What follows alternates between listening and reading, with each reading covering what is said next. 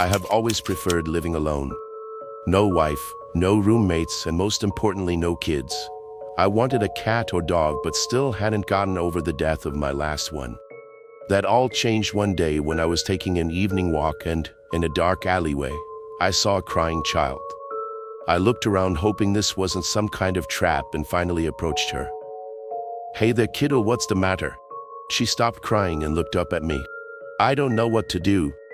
I don't want to go home where they're all mean to me, but I'm scared and hungry." I offered to take her across the street to the gas station to get a sandwich, to which she stopped crying and silently joined my side, still sobbing and scared. After getting a sandwich that she enthusiastically devoured, I took her to the police station. She said her name was Lilith, she was 10 years old, and upon research the state had no records of her parents or past. They wanted to put her in an orphanage, but she clenched to my side. "No, I want to stay with him. He fed me, and he was nice to me." This poor girl acts like she never knew an act of kindness a day in her life. I didn't know how to take care of a child, but something akin to guilt came washing over me. The next day consisted of getting inspected and ultimately being deemed parent certified when they found out I had a good work-from-home job. Lilith, who I now call Lily, took to the house immediately. She liked looking in the fish tank of my aquarium. She was excited to have her own bedroom, and she loved running out in the yard. One thing about her I noticed is that this girl eats like there is no tomorrow. Oddly enough, she wasn't skin and bones when I met her, but she doesn't even have a trace of fat you would expect most kids her age to have. She looked like a mini adult. After eating 3 sandwiches and a bowl of ramen, she went to take a nap. I still haven't totally adjusted to having another living being other than fish and plants in the house. But she brought nice energy, and her always being hungry reminded me to eat something myself. I made a note to do something soon, otherwise she was going to bankrupt my grocery bill. I decided to take her out on a walk around the park area, hoping she would get tired and sleep easy tonight. To this day I regret doing this. On the walking path, a deer walked in front of us. "What is that? Have you not seen a deer before? Is it edible?" "Yes, actually, though I don't eat them."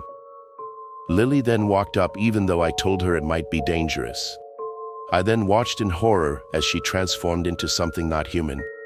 A horizontal line formed on her stomach that opened to a large mouth filled with rows and rows of razor-sharp teeth. Black corvid-like wings protruded from her back, and a dark circle dripping some kind of black ooze formed over her head. A large tongue like the tentacle of a squid wrapped around the deer and pulled it in. Blood splattered, and bone crushed as she chowed on the deer like it was a candy bar. Then, like nothing happened, she turned back into her human form. "That was delicious," I heard her say, having no reaction myself except trying not to faint from the gruesome horror I had witnessed. "We should go home, Dad. You don't look so good." From that point on, I was afraid. Feeding her felt more like I was making an offering to a malevolent deity. And one night I woke up at 3 a.m. to which my blood ran cold when I saw her at the foot of my bed. "Dad, I'm hungry." I got up and made her 2 ham sandwiches. To avoid losing all my food in 3 days and keeping my bill down, I had to resort to more drastic measures. We would go on walks in the woods where we would go deer hunting, and I would let her eat her fill before returning home. On days when we couldn't find deer, I would take her to the rancher when I knew the farmer wasn't home and let her eat a whole cow. With the mess that got left behind, they always rule it up to an animal attack. The thing that got me the most is that when she's not acting like a voracious monster, she was the happiest little girl in the world.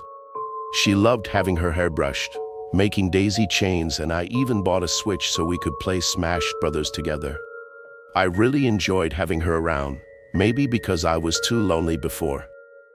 One evening we went on a night walk in town, and we were stopped on the sidewalk. One man was in front of us with a crowbar. Well, look at that. He then had an accomplice with a switchblade behind us.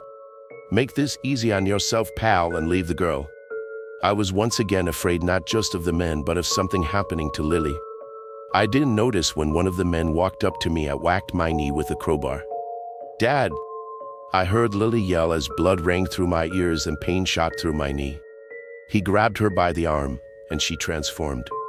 Wait, the hell? I heard the man yell as she coiled her tongue around his leg and dragged him into her maw like he was livestock. His friend tried to run for it, but she devoured him as well. His screams must have lit up the silent night ambience, but I was in too much pain. My world was spinning, my hearing was muffled and my vision was blurring. Finally, I came out of it long enough to pull the phone out of my pocket and call an ambulance. Sweetie, if the cops asked you what happened or anyone asked, I was hit by a speeding car. She nodded, and moments later the ambulance arrived to take me to the hospital. After getting a cast and some crutches, I was allowed to return home. I'm glad my job was work from home, so I didn't have to worry about a babysitter, and I was going to homeschool her when the season started. I told her never to transform in front of other people and to never eat another human being again. She agreed to all of it. One night I walked outside and saw her staring at the sky. Hey, sweet pea, what are you looking at? What are those lights in the sky? Those are stars, sweetie. They look delicious. I hope one day I can go up there and eat every last star. I know you will one day, sweetie. I'm still terrified of her, and yeah, I know I live with a monster. But when you love someone, you look past the flaws. She gave me someone to work hard for, and I love her. And she loved me, I think, or at least I hope.